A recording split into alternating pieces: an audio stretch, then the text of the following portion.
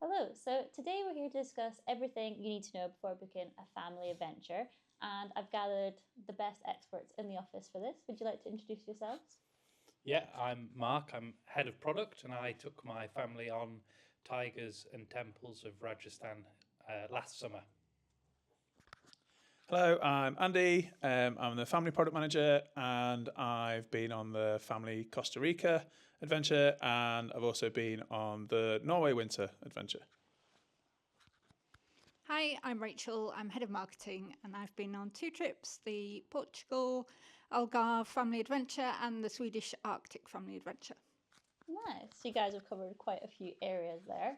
I'm going to dive straight in and I'm going to open this first question up to everybody. Why would you recommend a KE family adventure?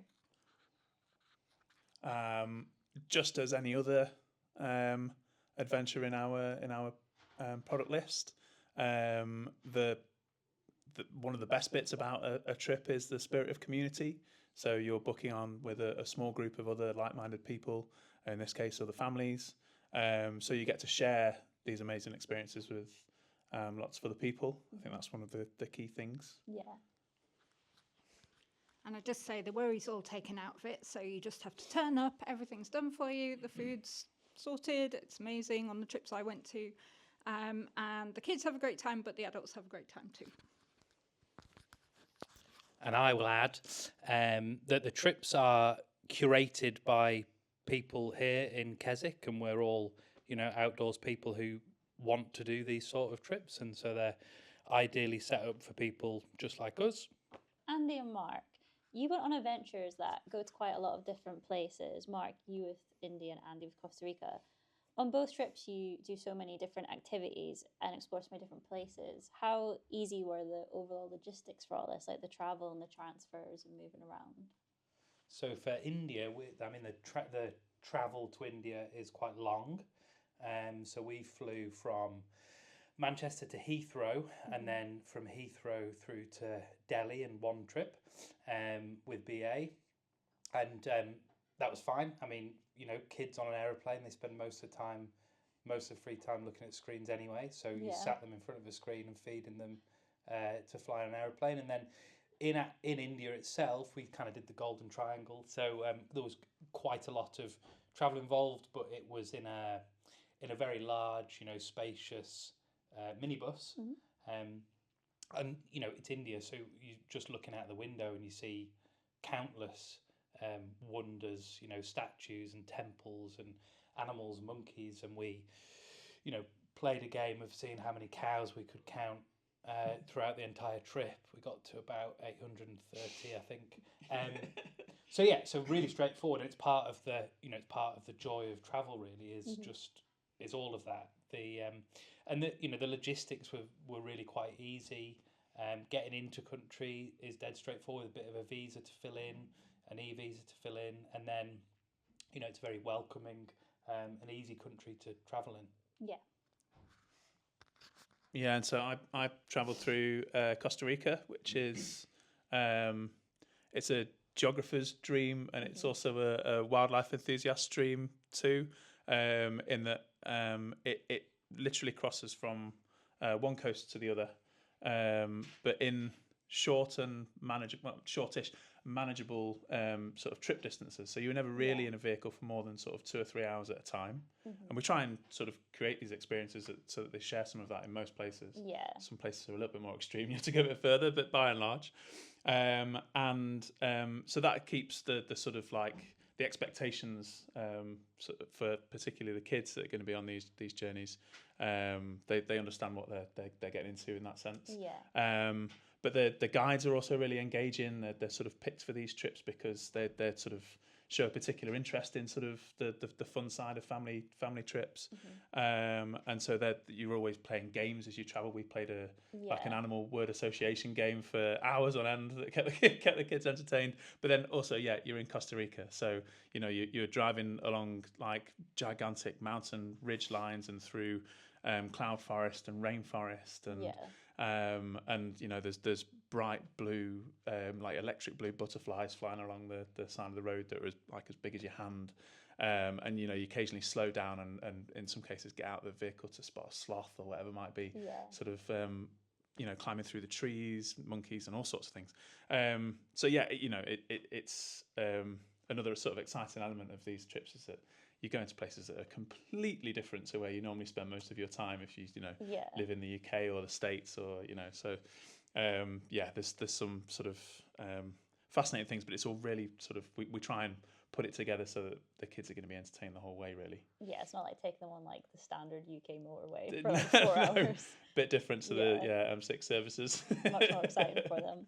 Absolutely. Rachel, you went on our Sweden Arctic Family Adventure, which is, am I right in saying it's a centre-based trip? That's right. Yeah. Did it appeal to both you and your son? Was there a good balance of comfort and adventure at the same time? Oh, there absolutely was. We stayed at Camp Ripan in the far north in Kiruna. And activities every day, either the morning or the afternoon. So there's plenty of downtime, but lots to do around the site. The food was incredible. There was a spa, which was just bliss after you'd been out on the snowmobiles or whatever you were doing. Yeah. So we got a little timetable when we arrived that listed what we were doing every day. And we had snowmobiling, we had reindeer farm, we had a husky dog ride, all sorts of things. Kept us very busy, and it was fabulous for young and old. I bet you really enjoyed the spa at the end of the day. Absolutely loved the spa, yes. And then Andy and Mark, again, this one goes to both of you. Being in exotic places, how did the food work for the kids? Were there options for fussy ears? Yeah, I mean, particularly in Costa Rica, there's a lot of sort of Latin American influence. Lots of tasty food that is sort of familiar to us. Lots of chicken dishes, rice and beans dishes, quite a lot of. And the thing that made Costa Rica particularly good was that a lot of the spice was optional. So you could, for kids at least, have a fairly, unfortunately, beige or bland meal that they would get on with and recognise and be able to eat. Plenty of fresh fruit, obviously, as well.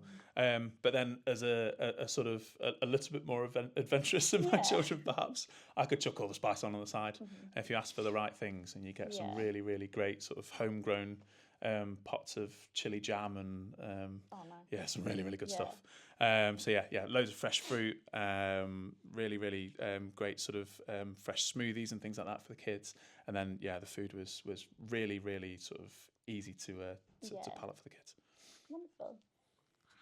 Yeah, and so India, is renowned for as a kind of culinary delight, which it is, but it's also like a real melting pot of different cultures from all over the world, and so there's you can pretty much get any sort of food imaginable anywhere in India, particularly kind of the the big cities and towns.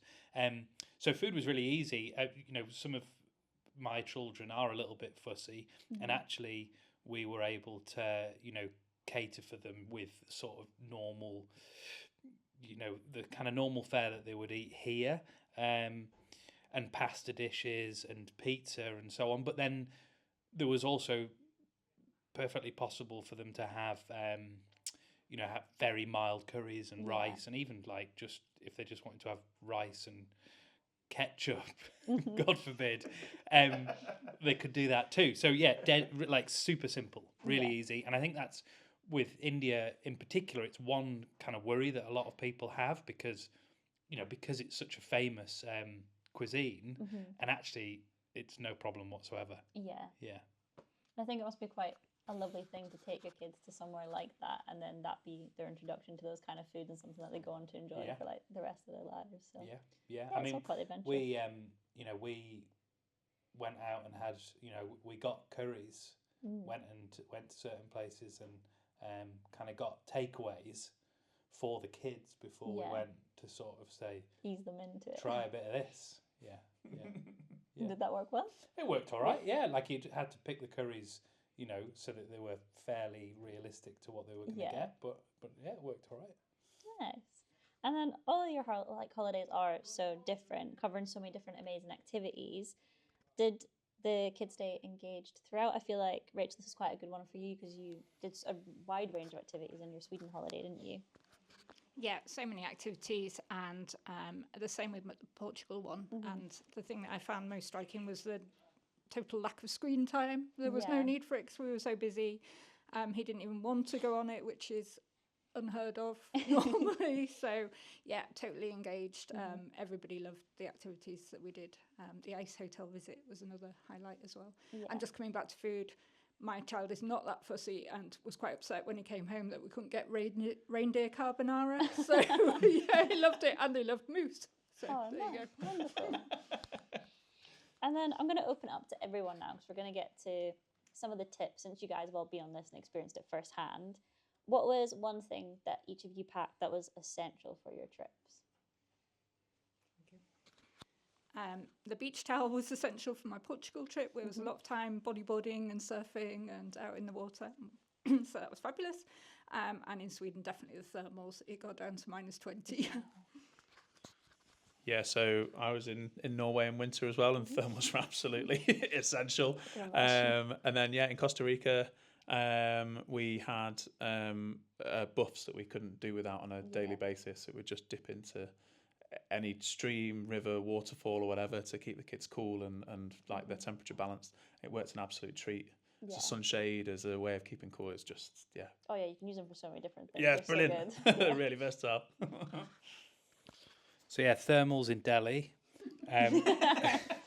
not necessary. So maybe a little bit of a controversial one, but I've got a very boisterous and sort of grubs about quite a lot 7-year-old, and we wanted to kind of not to stop that sense of exploration happening, and so hand sanitizer, whilst personally I wouldn't necessarily use it as frequently as I did on a family trip to India. If I was traveling to India on my own, like with younger children, it was like super important. It's the most densely populated place on earth, and so so my youngest couldn't kind of do the same things that he would do here. Yeah. Playing with sticks and then putting his hands in his mouth is fine where we live in the lakes, but in the middle of Delhi, it's not really okay. So hand sanitizer was like a super important thing. Yeah. For our trip. Yeah. Nice, that's a good one. I wouldn't have ever thought of that. And then, could you each tell me one of your child's highlights from each of your trips? I know you've been on different ones, so just one. Yeah, I've got this, so I'll say it. So, I mean, I've got 3 boys, and so they kind of all had different highlights. But one highlight that was shared between all of them was when a monkey came and stole my cup of tea and smashed all of the crockery all over the floor. Nice. Yeah, I feel like it being at your peril probably really added to that as well. I think it did. Yeah, I think it did. So in Costa Rica, there was a point on the research station that we stay at, which is sort of more off grid than the rest of the lodges that are on the trip, down on the sort of towards the Pacific coast. There's an evening walk that we do there that takes you up to a high point overlooking all of the rainforest, and you stand up there as the sun sets. And there was a particular thing that the guide did while we were there that sort of was unexpected and wonderful, and particularly mine and my eldest daughter both remember this really fondly, where we all sort of stood in silence and we watched the sunset and maybe had a little drink or whatever, and sort of celebrated our time towards the end of the trip as well. Then he's like, right, I want you to sort of like, I'm going to count down from 10, and then when I hit 0, you're going to make the loudest, most huge guttural scream you could ever sort of produce. And we, in unison, all just screamed at the top of our lungs, and it all echoed around the entire valley. And it was a shared sort of moment of silly elation, like particularly with the kids that were just absolutely buzzing and found it ridiculous that me and a couple of other dads particularly were just screaming crazily, which they absolutely loved. It was hilarious. And then walking back down in the dark and seeing nightjars and things like that flying around. Oh, awesome. And then it was my youngest's birthday while we were there too. So we went to a cookery class, and they baked a cake for us and brought it out, and all celebrated her birthday together in a lovely little sort of eco sanctuary in Monteverde, which was that's similarly amazing. Yeah, like really, really special memories. Yeah, wonderful. Lovely. Thanks. So I've mentioned the reindeer carbonara. That was a highlight. The other highlight for my son was having his eyelashes frozen in the -20 degrees. But he loved all of it, and the Portugal holidays asked to go on both of them again. But my highlight of the Sweden holiday was the snowshoeing day, which was something I was probably least excited about before I went, but it was just such an incredible experience. It was twilight when we set off. We had a really engaging guide that was brilliant with the kids and the adults, and pointed out tracks and all sorts on the way. And then we had the most incredible display of Northern Lights dancing all around us, which just finished off the whole day superbly. Oh, nice. It's so nice that, like, obviously you get to experience that, but then getting to experience it with your family as well just really adds to it. Oh, it was fabulous. Andy and Mark, would you like to share what your favourite moments were? Yeah, it's a tricky one. Do you want to go first, or? No. You're still pondering. It's so hard to sort of distill into one particular moment. I mean, they're just incredible. I think the wildlife, particularly for me in Costa Rica, was amazing. Spending time amongst all of the incredible birds and animals, and hearing howler monkeys above your head at the lodge first thing in the morning is they've got wildly really unnerving. Yeah. It's huge noises, and my daughter could do a really good impression of them. So maybe I should say that one, because that was really cool. Howler monkeys are cool creatures. And you get to bring the adventure back with you. She's just doing it around the house. She still does. Yeah. On demand. Yeah, it's great.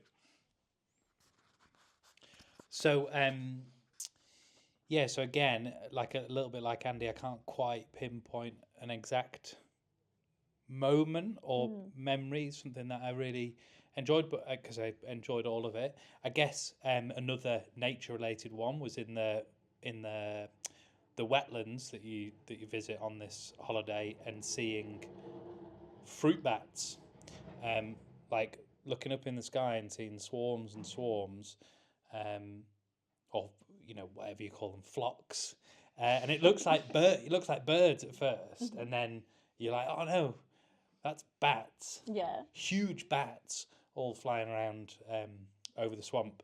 But yeah, the whole thing, and kind of traveling. I've got three boys, all of differing ages, and last year felt very much like a transitional period for all three of them, really. So it kind of, this holiday it kind of solidified our relationship as a family in a way, and kind of they all sort of transitioned off into different places. So the eldest one turned 17, and driving and all that sort of stuff, and then the middle one also became an older teenager too, and then the younger one a little bit more grown up, and so that was really kind of what the holiday did for us. Nice. I feel that's a really lovely note to end on. Thank you for all taking the time today to discuss your adventures. And if you guys have any questions, you can leave them down below, and I'm sure my team will get back to you. Thank you.